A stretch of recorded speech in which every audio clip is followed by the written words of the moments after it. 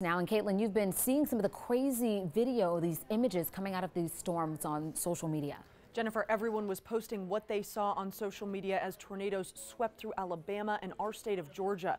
If you look at some of this video, it's very scary. Johnny here posting the raw video as he was driving into the storm. He's actually a storm chaser and he gets up really close there. You can actually see the moment the rain really starts to come in, cover the lens.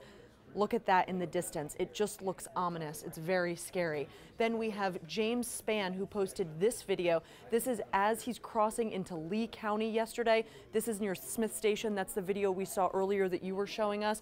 And this is really as the storm was hitting. You can see at the beginning of the video, very scary. Then people are posting the results of those storms, the damage that people had. This woman posting what her father's house looks like. Looking at these images, it's incredible. She says he wasn't hurt.